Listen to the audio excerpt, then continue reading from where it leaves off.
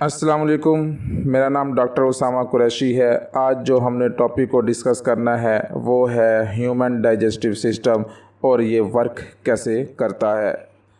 तो सबसे पहले हम पार्ट्स को डिस्कस करते हैं कि ह्यूमन डाइजेस्टिव सिस्टम के पार्ट्स कौन कौन से हैं।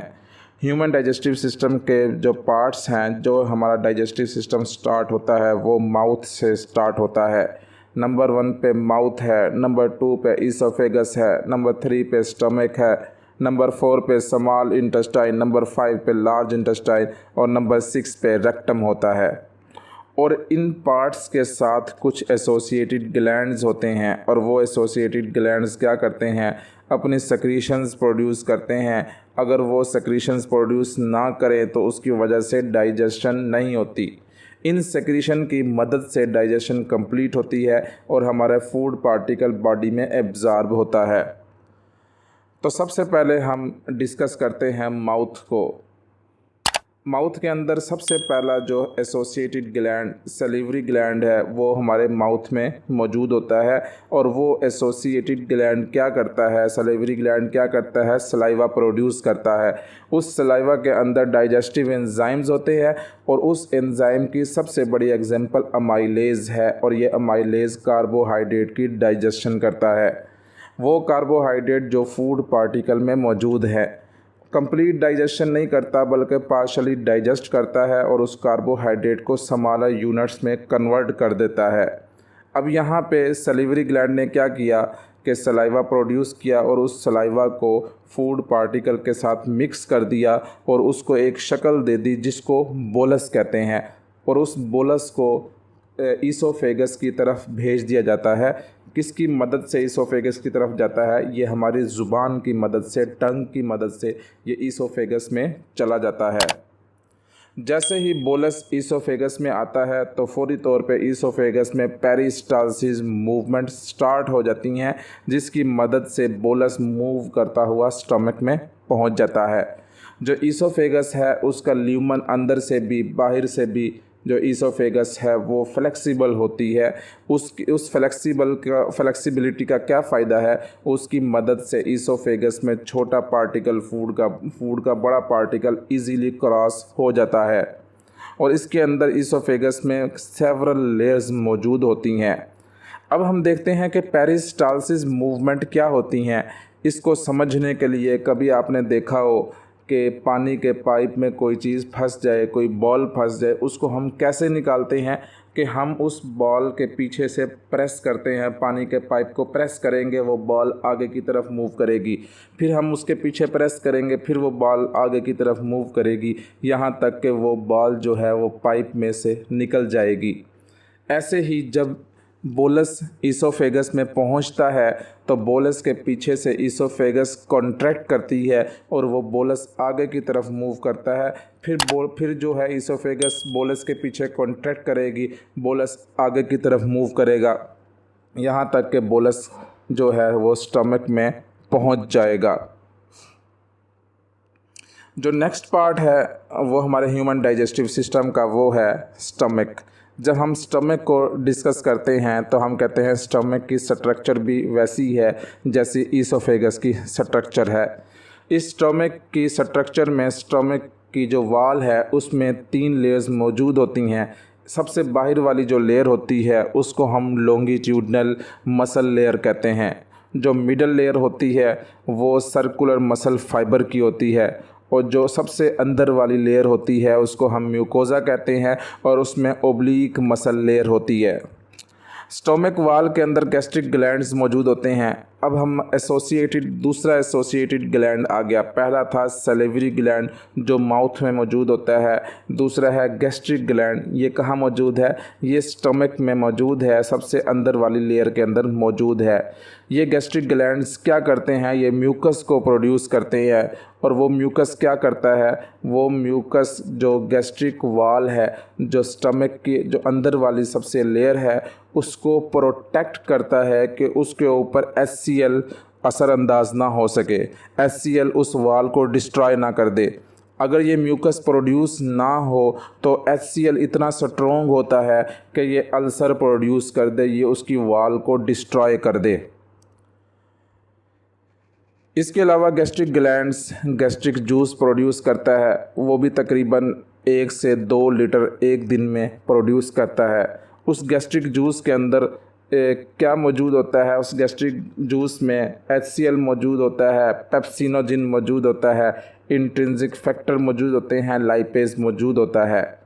अब HCl को जब हम देखते हैं कि हम कहते हैं HCl क्यों प्रोड्यूस होता है, HCl का सबसे बड़ा फंक्शन ये है कि जो फूड पार्टिकल स्टमक में पहुंचा है, अगर उसके अंदर कुछ बैक्टीरिया हैं, नुकसानदेह बैक्टीरिया है, तो HCl फौरी तौर पे उन बैक्टीरिया को किल कर देता है, उन बैक्टीरिया को डिस्ट्रॉय कर देता है। इसके अलावा HCl क्या करता है कि ये जो पेप्सिन लिखा हुआ है ये इनएक्टिव फॉर्म में प्रोड्यूस होता है। उस इनएक्टिव फॉर्म को कहते हैं पेप्सिनोजिन। वो पेप्सिनोजिन एज सच खुद कुछ नहीं करता, तो सबसे पहले HCl उस पेप्सिनोजिन को पेप्सिन में कन्वर्ट करता है और ये पेप्सिन फिर फूड के अंदर जितनी भी प्रोटीन्स होती हैं उनकी ब्रेक डाउन करता है। और नंबर 3 पे जो है इंट्रिंसिक फैक्टर। इंट्रिंसिक फैक्टर क्या करते हैं? ये विटामिन B12 की एब्जॉर्प्शन करते हैं स्मॉल इंटेस्टाइन से। इसके बारे में हम आगे डिस्कस करेंगे कि विटामिन B12 का फंक्शन क्या है। लाइपेज जो है, लाइपेज क्या करता है? लाइपेज फैट की डाइजेशन करता है। ये हमने पढ़ा गैस्ट्रिक जूस। गैस्ट्रिक जूस के अंदर क्या क्या चीज़ें मौजूद हैं और उनके फंक्शंस क्या होते हैं। जैसे ही बोलस स्टमक में आया तो उसके साथ गैस्ट्रिक जूस, ये आपको डायग्राम में नज़र आ रहा है कि बोलस के साथ गैस्ट्रिक जूस मिक्स हो गया। जैसे ही गैस्ट्रिक जूस मिक्स हुआ और उस बोलस की जो है पार्शली डाइजेशन स्टार्ट हो गई और वो पार्शली डाइजेस्टेड फूड को अब हम क्या नाम देंगे? उसको हम काइम कहेंगे। अब ये जो काइम है, बेसिकली ये काइम अब ये एसिडिक फूड पार्टिकल बन गया है। जैसे ही काइम स्मॉल इंटेस्टाइन में पहुंचेगा, नंबर 3 पे जो एसोसिएटेड ग्लैंड है उसको हम कहते हैं पेंक्रियाज, और नंबर 4 पे जो है वो है लीवर। ठीक है, अब इन दोनों से सेक्रीशंस स्मॉल इंटेस्टाइन में आना शुरू हो जाएंगी। पेंक्रियाज से भी सेक्रीशन आएंगी और लीवर से भी सेक्रीशन आएंगी। पेंक्रियाज की सेक्रीशन को हम क्या कहते हैं? पेंक्रियाटिक जूस कहते हैं। उस पेंक्रियाटिक जूस में क्या क्या चीज़ें मौजूद हैं? हमने कहा उसमें सोडियम हाइड्रोजन कार्बोनेट मौजूद है, उसमें अमाइलेज मौजूद है, उसमें लाइपेज मौजूद है, उसमें ट्रिप्सिन और काइमोट्रिप्सिन मौजूद है। तो सबसे पहले क्या काम होता है कि जो एसिडिक फूड, एसिडिक काइम जो स्टमक से स्मॉल इंटेस्टाइन में आया है, तो सबसे पहले सोडियम हाइड्रोजन कार्बोनेट उसकी pH को न्यूट्रलाइज करेगा। अगर न्यूट्रलाइज ना करे तो ये बाकी एंजाइम उसके ऊपर वर्क नहीं कर सकेंगे। तो सबसे पहले ये उस एसिडिक काइम को उसको न्यूट्रलाइज करता है और उसकी pH 7 से 8 पे लेकर आता है। और फिर क्या है? अमाइलेज। अमाइलेज क्या करेगा कि उस फूड पार्टिकल में, उस काइम में, उस पार्शली डाइजेस्टेड फूड में जितने भी कार्बोहाइड्रेट्स हैं उनकी डाइजेशन शुरू करेगा और उनको सिंपल शुगर में कन्वर्ट करेगा। उस सिंपल शुगर को हम कहते हैं ग्लूकोज। लाइपेज क्या करेगा कि उस फूड पार्टिकल में जो फैट का पोर्शन मौजूद होगा उस फैट की डाइजेशन करेगा, ब्रेक डाउन करेगा और उस फैट को फैटी एसिड और ग्लाइसिरोल में कन्वर्ट कर देगा। ट्रिप्सिन और काइमोट्रिप्सिन क्या करते हैं? हमने कहा ये ब्रेक डाउन करते हैं प्रोटीन्स की। उस फूड पार्टिकल में जो प्रोटीन्स मौजूद होगी उसकी ब्रेक डाउन करना शुरू कर देंगे। इसके अलावा जो है लीवर से जो सेक्रीशन आती है उसको हम बाइल कहते हैं। बाइल कहाँ से प्रोड्यूस हो रहा है? ये लीवर सेल से प्रोड्यूस हो रहा है। वहाँ से प्रोड्यूस होने के बाद गाल ब्लैडर में ये स्टोर होगा और वहाँ पे जब ज़रूरत पड़ेगी, जब फूड पार्टिकल स्मॉल इंटेस्टाइन में पहुँच जाएगा, तो ये बाइल जो है ये जो एम्प्यूला ऑफ वाटर के ज़रिए से स्मॉल इंटेस्टाइन में पहुँच जाएगा। ठीक है, पेंक्रियाटिक जूस भी एम्प्यूला ऑफ वाटर के ज़रिए से और बाइल भी एम्प्यूला ऑफ वाटर के ज़रिए से स्मॉल इंटेस्टाइन में पहुंचेगा। ये एक कॉमन वे है, कॉमन रास्ता है दोनों का कि जिसके ज़रिए से पेंक्रियाटिक जूस और बाइल जो है वो स्मॉल इंटेस्टाइन में पहुंच रहा है। तो नेक्स्ट पार्ट जो है वो है स्मॉल इंटेस्टाइन। हमने कहा कि जो फूड पार्टिकल जो काइम है वो स्टमक से स्मॉल इंटेस्टाइन में आया और उसके साथ साथ पैंक्रियाटिक जूस भी आ गया और उसके साथ बाइल भी स्मॉल इंटेस्टाइन में पहुंच गया। स्मॉल इंटेस्टाइन के 3 पोर्शन होते हैं। नंबर 1 पे ड्यूडिनम, नंबर 2 पे जिजुनम, नंबर 3 पे इलियम। ये 3 पोर्शन स्मॉल इंटेस्टाइन के होते हैं। सबसे पहले हम ड्यूडिनम और जिजुनम को देखते हैं। हमने कहा कि ड्यूडिनम और जिजुनम को जब हम देखते हैं, इसकी अंदर वाली सरफेस को देखते हैं, तो इसके अंदर वाली सरफेस में काफ़ी सर्कुलर फोल्ड्स होते हैं। उन सर्कुलर फोल्ड्स के ऊपर फिंगर लाइक प्रोजेक्शंस होते हैं जिनको हम विलाई कहते हैं। विलाई की जब हम एग्जांपल लेते हैं, हम ऐसे एग्जांपल लेते हैं कि एक कालीन होता है। जब आप कालीन को देखें, कालीन के ऊपर बारीक बारीक धागे होते हैं, फिंगर लाइक क्या होते हैं, धागे मौजूद होते हैं। उसी तरह मिसाल इन विलाई की है। विलाई भी वैसे ही होते हैं जैसे कालीन के ऊपर धागे होते हैं कि जो अंदर वाली सरफेस है ड्यूडिनम और जिजुनम की, उसके अंदर सर्कुलर फोल्ड्स हैं और उन सर्कुलर फोल्ड्स के ऊपर विलाई मौजूद हैं। बेसिकली विलाई करते क्या है, हमने कहा विलाई सरफेस एरिया को इंक्रीज़ कर देते हैं। उस सरफेस एरिया के इंक्रीज़ होने की वजह से क्या होता है कि ज़्यादा से ज़्यादा एब्जॉर्प्शन होती है, फूड पार्टिकल की ज़्यादा से ज़्यादा एब्जॉर्प्शन होगी बॉडी के अंदर। इसके अलावा विलाई जो हैं, हर विलाई के अंदर 2 चीज़ें मौजूद होती हैं। एक नंबर 1 पे ब्लड कैपिलरीज़ और नंबर 2 पे लिम्फेटिक कैपिलरीज़ मौजूद होती हैं। अब सवाल पैदा होता है ये क्यों मौजूद होती हैं। हमने कहा जो एब्जॉर्प्शन स्मॉल इंटेस्टाइन से हो रही है, जो चीज़ें एब्जॉर्ब हो रही हैं वो या तो ब्लड में जाएंगी या लिम्फेटिक सिस्टम में जाएंगी और उसके ज़रिए से पूरी बॉडी में ट्रांसपोर्ट होंगी। अब ये जो फिंगर लाइक प्रोजेक्शन है, इन फिंगर लाइक प्रोजेक्शन के ऊपर मज़ीद छोटी छोटी प्रोजेक्शंस होती हैं। छोटे छोटे हमने कहा नोब्स मौजूद होती हैं, छोटे छोटे प्रोजेक्शंस होती हैं। उन प्रोजेक्शंस को हम माइक्रोविलाई कहते हैं। यहाँ पे लिखा भी हुआ है कि हर विलस जो है वो कवर होता है किसके ज़रिए से, माइक्रोविलाई की वजह से, माइक्रोविलाई से कवर हुआ होता है। ये माइक्रोविलाई बेसिकली ये भी सरफेस एरिया को इंक्रीज़ कर रही हैं। ये ऐसे एग्जांपल है कि आपके पास एक लंबी रस्सी हो और आपके पास जगह थोड़ी हो, उस लंबी रस्सी को थोड़ी जगह पे रखना हो तो आप कैसे रखेंगे, आप उसको लपेट कर अच्छी तरह कवर करके रखेंगे। ठीक है, हमने कहा कि जो ड्यूडिनम और जिजुनम के अंदर वाली जो लेयर है उसमें सर्कुलर फोल्ड्स हैं। उन सर्कुलर फोल्ड्स के ऊपर विलाई मौजूद है, उन विलाई के ऊपर मज़ीद माइक्रोविलाई मौजूद है और इसकी वजह से ड्यूडिनम और जिजुनम का सरफेस एरिया बहुत ज़्यादा इंक्रीज़ हो गया और ज़्यादा से ज़्यादा एब्जॉर्प्शन इसी पोर्शन में होती है, स्मॉल इंटेस्टाइन के इसी पोर्शन में होती है। अब ये आपको डायग्राम में नज़र आ रहा है कि नीचे लेयर है ड्यूडिनम और जिजुनम की और ये विलाई मौजूद हैं। ये आपको फोल्ड्स नज़र आ रहे हैं, ये विलाई हैं और इन विलाई के अंदर हमने कहा ब्लड कैपिलरीज़ मौजूद हैं। ठीक है, और इस विलाई के ऊपर देखें मज़ीद छोटे छोटे हमने कहा फोल्ड्स मौजूद हैं, उनको हम माइक्रोविलाई कहते हैं। ठीक है, माइक्रोविलाई ऐसी शेप बना देते हैं जैसे एक ब्रश होता है। नेक्स्ट हम देखते हैं ये ड्यूडिनम और जिजुनम का फंक्शन क्या होता है, इस पार्ट्स का क्या फंक्शन है।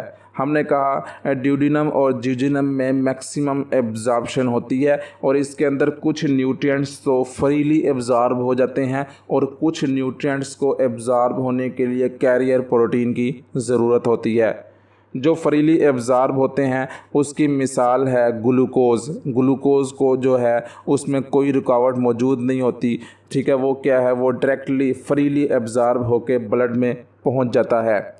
इसके अलावा जो दूसरे न्यूट्रिएंट हैं जैसा कि आयरन है, उसको ट्रांसपोर्ट के लिए कैरियर प्रोटीन की ज़रूरत होती है। आयरन को ट्रांसपोर्ट करने वाली प्रोटीन का नाम है ट्रांसफेरिन। मैं फिर बताता हूँ, आयरन को ट्रांसपोर्ट करने वाली जो प्रोटीन है उसका नाम है ट्रांसफेरिन। इसके अलावा फ़ैट के मालिक्यूल जो हैं वो काइलोमाइक्रोन्स के ज़रिए से मूव करते हैं। अब काइलोमाइक्रोन्स क्या है, ये एक लाइपोप्रोटीन है। अगर ये काइलोमाइक्रोन्स ना हो तो ये फ़ैट के मालिक्यूल ट्रांसपोर्ट ना हो सकें। इस लाइपोप्रोटीन के अंदर हमने कहा ट्राइग्लिसराइड्स भी मौजूद होते हैं। ठीक है, ये काइलोमाइक्रोन्स और ये ट्राइग्लिसराइड ये कैसे ट्रांसपोर्ट होके कहाँ चले जाते हैं? विलस के अंदर जो लैक्टील मौजूद है उसके अंदर चले जाते हैं। नेक्स्ट पार्ट जो है स्मॉल इंटेस्टाइन का तीसरा पार्ट वो है इलियम। इलियम में कोई सर्कुलर फोल्ड नहीं होते, जैसा ड्यूडेनम और ज्यूजेनम में सर्कुलर फोल्ड्स थे, इलियम में मौजूद नहीं होते। इलियम किन चीज़ों को एब्ज़ॉर्ब करता है? जो इलियम है वो इलेक्ट्रोलाइट्स को, ट्रेस एलिमेंट्स को, वाइटामिन्स को और बाइल एसिड को एब्ज़ॉर्ब करता है। इलेक्ट्रोलाइट्स जिसकी मिसाल सबसे बड़ी कैल्शियम है। ये कैल्शियम हमारे बोन्स के लिए, हेयर के लिए और टीथ के लिए बहुत ज़रूरी है। तो ये कौन एब्ज़ॉर्ब कर रहा है? इलियम इस इलेक्ट्रोलाइट को एब्ज़ॉर्ब कर रहा है। ट्रेस एलिमेंट जिसमें मिसाल है जिंक की, और जिंक क्या करता है? स्पर्म की प्रोडक्शन करता है और इम्यून सिस्टम में रोल अदा करता है। वाइटामिन्स में हमने कहा विटामिन B12 है। विटामिन B12 क्या करता है? ये ब्लड सेल की फॉर्मेशन और मैचुरेशन करता है। और नंबर 4 पे है बाइल एसिड। ठीक है, बाइल एसिड को इलियम एब्ज़ॉर्ब करके वापस ब्लड के ज़रिए से लीवर में भेज देता है। अब जो नेक्स्ट जो स्मॉल इंटेस्टाइन के हमने 3 पार्ट पढ़े, ड्यूडेनम, जिजिनम, इलियम। अब स्मॉल इंटेस्टाइन के बाद क्या है? Large intestine. लार्ज इंटेस्टाइन जो है ये स्मॉल इंटेस्टाइन की निस्बत ये थिक होता है। इसका पोर्शन ये क्या है? लार्ज इंटेस्टाइन थिक पार्ट है डाइजेस्टिव सिस्टम का। और इसकी लेंथ कितनी है? ये 1 मीटर लॉन्ग होता है। और इसने पूरे स्मॉल इंटेस्टाइन को क्या किया होता है? स्मॉल इंटेस्टाइन को कवर किया होता है। ये आपको डायग्राम में नज़र आ रहा है कि लार्ज इंटेस्टाइन ने स्मॉल इंटेस्टाइन को कवर किया हुआ है, सराउंड किया हुआ है।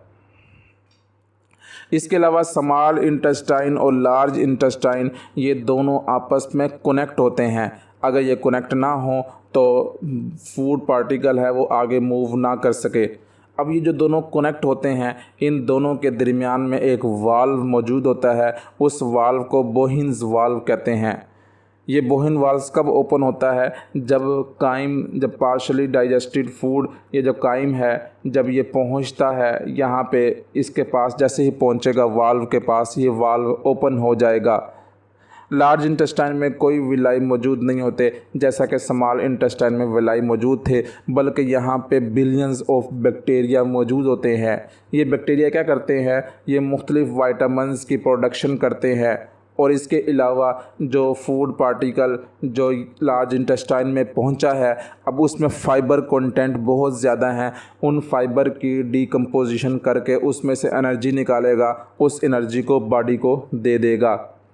और इसके अलावा ये जो बैक्टीरिया है ये इम्यून सिस्टम का इम्पोर्टेंट पार्ट हैं।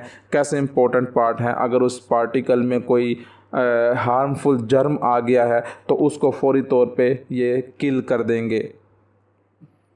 ये आपको डायग्राम नज़र आ रही है कि लार्ज इंटेस्टाइन ने स्मॉल इंटेस्टाइन को कवर किया हुआ है। लास्ट पार्ट जो है डाइजेस्टिव सिस्टम का वो है रेक्टम। अब वो फूड पार्टिकल रेक्टम में पहुंच गया, उसमें से सारा का सारा वाटर जो है वो एब्ज़ॉर्ब हो गया और उसके अंदर म्यूकस ऐड हो गया।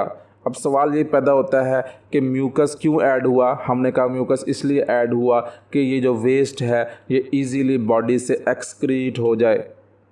ठीक है, अगर ये म्यूकस इसमें ऐड ना हो तो एक्सक्रीशन के अंदर बहुत डिफ़िकल्टी हो, तो इसीलिए म्यूकस इसके अंदर ऐड होता है कि प्रॉपर एक्सक्रीशन हो जाए वेस्ट की। अब वो सब्सटेंस जो स्मॉल इंटेस्टाइन में एब्ज़ॉर्ब नहीं हुए, लार्ज इंटेस्टाइन में एब्ज़ॉर्ब नहीं हुए, वो कहाँ पहुँच गए? रेक्टम में पहुँच गए। और उसके बाद वो ज़रूरत पर वहाँ से फाइनली बॉडी से एनएस के ज़रिए से रिमूव हो जाएंगे। ये था आज का हमारा टॉपिक कि ह्यूमन डाइजेस्टिव सिस्टम क्या है और ये कैसे वर्क करता है।